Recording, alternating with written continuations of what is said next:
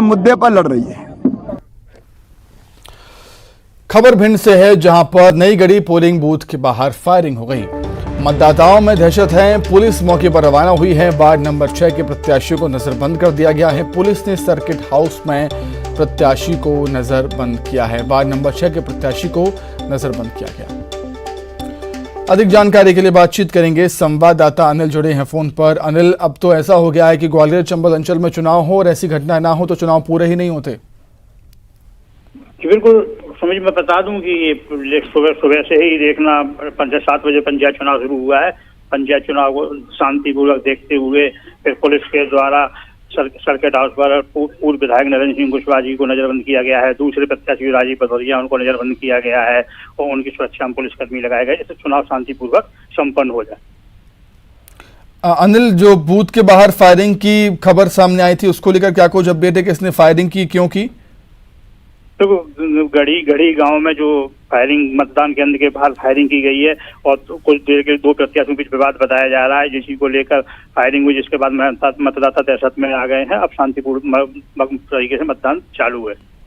जिसने फायरिंग की अनिल, उसके बारे में पुलिस ने अभी तक कोई पड़ताल की क्या? उसको हिरासत में लिया? इस बारे में क्या कुछ जानकारी आपके पास? बिल्कुल, पुलिस अभी चुनाव शांतिपूर्वक संपन्न कराने में व्यस्त है। उन लोगों को चिन्हित कर उनके खिलाफ कानूनी कार्रवाई की जाएगी और अभी मौके से वो जिन्होंने फायरिंग की है वो फरार हो गए हैं। पुलिस तलाश कर रही है कि वो फायरिंग किन लोगों द्वारा की गई। अनिल, हमने इससे पहले भी देखा था, पहले चरण में जब मतदान हुए थे तब भी ऐसी घटना सामने आई थी और उसी को ध्यान में रखते हुए दूसरे चरण में पहले से ही पुलिस सतर्क थी, लेकिन फिर भी ऐसी घटना हो जाना।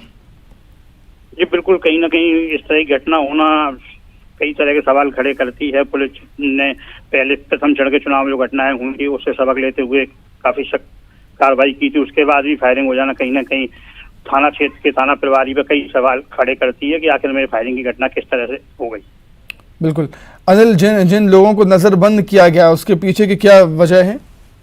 देखो, वार्ड 6 का चुनाव बहुत हाई प्रोफाइल हो गया। जिला पंचायत के वार्ड 6 का चुनाव हाई प्रोफाइल है क्योंकि नरेंद्र सिंह कुशवाहा बीजेपी के पूर्व विधायक की पत्नी उस वार्ड से प्रत्याशी हैं और उनके विरोध में राजीव भदौरिया, अरविंद भदौरिया जी के समर्थक चुनाव लड़ रहे हैं। इससे चुनाव हाई प्रोफाइल होने की वजह से दोनों के बीच कोई विवाद की स्थिति न बने और इस वार्ड में कई तरह की घटनाएं होने की शिकायतें मिल रही थी, जिसके चलते इन लोगों को सर्किट हाउस पर नजरबंद किया गया है, जिनकी निगरानी में पुलिस लगाई गई है।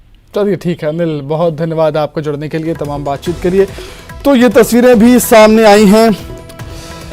वार्ड नंबर 6 के प्रत्याशी को नजरबंद कर दिया गया है। प्रत्याशी मिथिलेश कुशवाहा के पति हैं बीजेपी के पूर्व विधायक नरेंद्र सिंह कुशवाहा। पुलिस ने सर्किट हाउस में उनको नजरबंद किया है। नई गढ़ी पोलिंग बूथ के बाहर फायरिंग का ये मामला है। मतदाताओं में दहशत है। हालांकि अब शांतिपूर्वक तरीके से मतदान दोबारा शुरू हो चुका है। पुलिस मौके पर रवाना हुई है और ये तस्वीरें हम आपको दिखा रहे हैं जब पूर्व विधायक नरेंद्र सिंह कुशवाहा को नजरबंद किया गया। प्रत्याशी मिथिलेश कुशवाहा के पति हैं बीजेपी के पूर्व विधायक नरेंद्र सिंह कुशवाहा, उनको नजरबंद किया गया है। सर्किट हाउस में पुलिस ने उनको नजरबंद किया।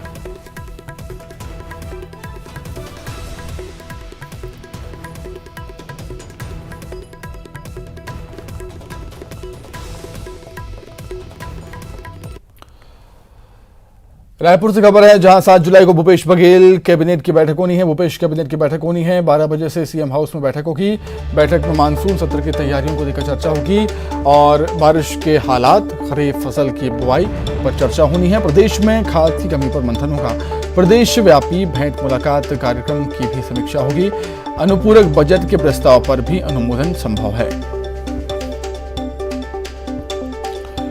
तो 7 जुलाई को भूपेश कैबिनेट की बैठक होनी है और 12 बजे सीएम हाउस में बैठक होनी है। इसी कैबिनेट को लेकर चर्चा की जाएगी। इस बैठक में मानसून सत्र की तैयारियों को लेकर चर्चा होगी, बातचीत होगी और बारिश के हालात, खरीफ की फसल की बुआई पर चर्चा होनी है। किसानों पर भी चर्चा होगी। प्रदेश में खाद की कमी पर भी मंथन होगा। जिस तरीके से खबरें निकलकर सामने आ रही थी कि किसानों को खाद की दिक्कत हो रही है, खाद की कमी की वजह से किसान परेशान हैं और किसान लगातार मांग कर रहे हैं कि उन्हें खाद मुहैया कराया जाए, क्योंकि फसलों को इससे काफ़ी नुकसान होता है अगर उन्हें खाद नहीं मिलती है तो। और प्रदेश व्यापी भेंट मुलाकात कार्यक्रम की भी समीक्षा की जाएगी इस कैबिनेट की बैठक में। अनुपूरक बजट के प्रस्ताव पर भी अनुमोदन संभव है। 12 बजे सीएम हाउस में बैठक। खबर भोपाल से, जहां पर आज से बंद हो जाएगी सिंगल यूज प्लास्टिक की बिक्री। नगरीय विकास विभाग ने आदेश जारी कर दिए हैं। भोपाल, इंदौर समेत शहरी क्षेत्रों में सिंगल यूज प्लास्टिक की बिक्री और इस्तेमाल पर नगरीय विकास और आवास विभाग नजर रखेगा। वहीं ग्रामीण क्षेत्रों में पंचायत और ग्रामीण विकास विभाग की भी जिम्मेदारी रहेगी। सिंगल यूज प्लास्टिक से बने झंडे, प्लेट, कप, ग्लास, मिठाई के बक्से, सिगरेट के पैकेट पर लपेटी जाने वाली फिल्म, गुब्बारे के लिए बनाई जाने वाली प्लास्टिक के स्टिक, आइसक्रीम स्टिक जैसी चीजें नहीं मिलेंगी आज से।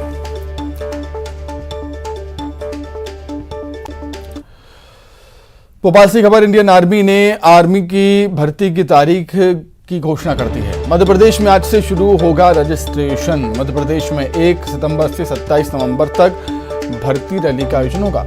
भोपाल जोन के तहत भोपाल, सीहोर, रायसेन, छिंदवाड़ा, बैतूल, सागर, होशंगाबाद, विदिशा, राजगढ़ और हरदा जिले में 27 अक्टूबर से 6 नवंबर तक 2 चरणों में रैली का आयोजन किया जाएगा।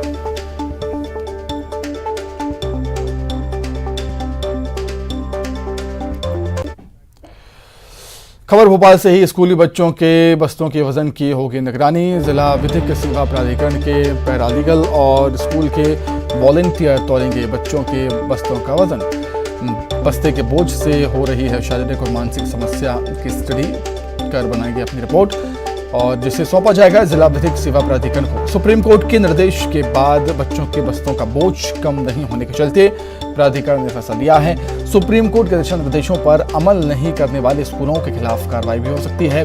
जिला शिक्षा अधिकारी को भी इसके निर्देश दे दिए गए।